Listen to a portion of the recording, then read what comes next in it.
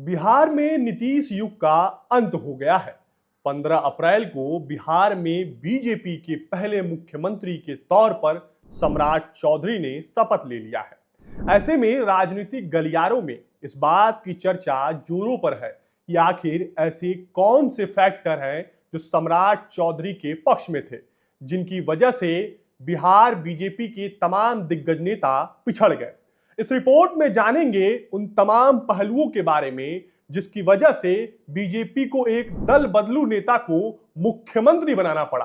नमस्कार, गौरव मिश्रा नाम है हमारा और आप देखना शुरू कर चुके हैं बजर बट्टू दुनिया। कभी नीतीश कुमार को पद से हटाने के लिए मुरेठा बांधने वाले सम्राट चौधरी नीतीश कुमार की पसंद कैसे बन गए।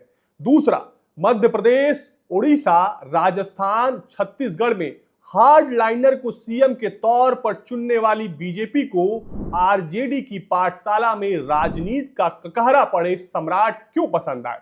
और तीसरा ये कि क्या इस फैसले से पार्टी का कैडर सहज है या नहीं।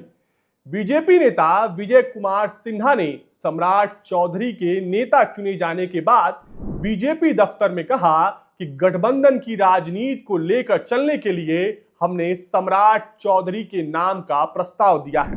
हमारी त्याग, तपस्या और बलिदान से आज ये पल आया है। आरएसएस बैकग्राउंड के विजय कुमार सिन्हा के इस बयान में जो दर्द छिपा है उसकी सबसे बड़ी वजह सम्राट का राजनीतिक करियर है। सम्राट जो आरजेडी, जेडीयू और हम से गुजरते हुए बीजेपी में आए हैं। 16 नवंबर 1968 को जन्मे सम्राट चौधरी को राजनीति विरासत में मिली है। उनके पिता शकुनी चौधरी समता पार्टी के संस्थापकों में से एक थे। शकुनी चौधरी खुद भी सांसद और विधायक रहे। सम्राट चौधरी की मां पार्वती देवी भी विधायक रही। तमिलनाडु की कामराज यूनिवर्सिटी से पीएफसी यानी प्री फाउंडेशन कोर्स करने वाले सम्राट चौधरी की पत्नी कुमारी ममता पेशे से वकील है।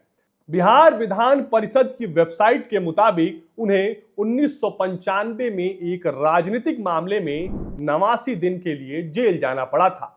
1999 में राबड़ी देवी सरकार में वे कृषि मंत्री बने, लेकिन उनकी उम्र को लेकर विवाद खड़ा हुआ।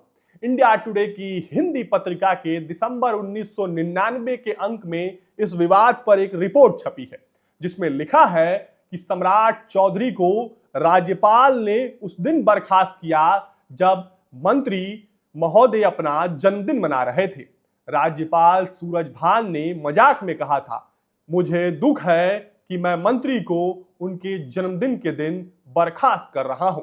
साल 2000 और 2010 में परबत्ता से सम्राट चौधरी विधायक चुने गए। साल 2013 में राष्ट्रीय स्तर पर नरेंद्र मोदी के उभार से नीतीश कुमार ने नाराज होकर बीजेपी से नाता तोड़ लिया। उस वक्त सम्राट चौधरी ने भी आरजेडी के 13 विधायकों को तोड़कर जेडीयू का साथ दिया। उसके बाद वो हिंदुस्तानी आवाम मोर्चा यानी हम में गए, जहां उनके पिता प्रदेश अध्यक्ष बने। साल 2017 के अंत में उन्होंने बीजेपी ज्वाइन कर ली। बीजेपी में आने के बाद सम्राट चौधरी ने अशोक जयंती को बड़े स्तर पर आयोजित किया। 2020 में जब एनडीए की सरकार बनी थी तब उन्हें उप मुख्यमंत्री नहीं बनाया गया था, लेकिन जब नीतीश कुमार ने बीजेपी से अलग होकर लालू प्रसाद यादव की पार्टी के साथ सरकार बनाई तब बीजेपी ने उनकी राजनीतिक कार्ड के रूप में सम्राट चौधरी को आगे बढ़ाया। इसका एक बड़ा कारण सामाजिक समीकरण भी था। बिहार में यादव लगभग 14% के बाद कुर्मी, कुशवाहा और धानुक समुदाय की संयुक्त आबादी करीब 10% मानी जाती है। इनमें कुशवाहा यानी कि कोयरी समुदाय की संख्या अपेक्षाकृत अधिक मानी जाती है। नीतीश की वापसी के बाद सम्राट चौधरी और विजय सिन्हा को उप मुख्यमंत्री बनाया गया, लेकिन ओबीसी राजनीति के वर्चस्व के कारण सम्राट चौधरी को अधिक महत्व मिला। बीजेपी की रणनीति हमेशा अपने पैरों में खड़ा होना और अपने राजनीतिक एजेंडे को लागू करना रही है, इसलिए उन्हें मुख्यमंत्री पद के लिए आगे किया गया। इसके अलावा बिहार में बीजेपी एक ऐसे नेता के तलाश में थी जिसके नेतृत्व में पार्टी का न सिर्फ काडर मजबूत हो बल्कि सरकार में स्थिरता बनी रहे।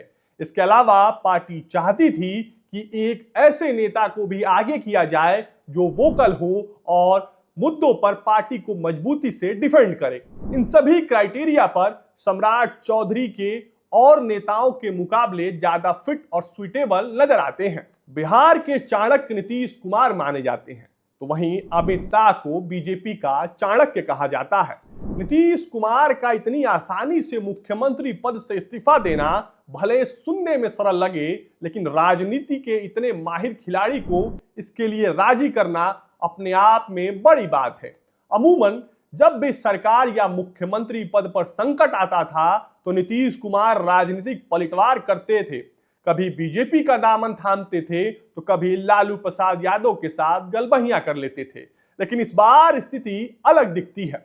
बीजेपी के तथाकथित ऑपरेशन कमल में न कोई बड़ा हंगामा हुआ और न खुला मतभेद सामने आया, न ही किसी तरह की राजनीतिक पलट की जरूरत पड़ी, बल्कि ऐसा प्रतीत होता है कि नीतीश कुमार ने केवल इस्तीफा ही नहीं दिया बल्कि सत्ता का हस्तांतरण सहज तरीके से बीजेपी को कर दिया।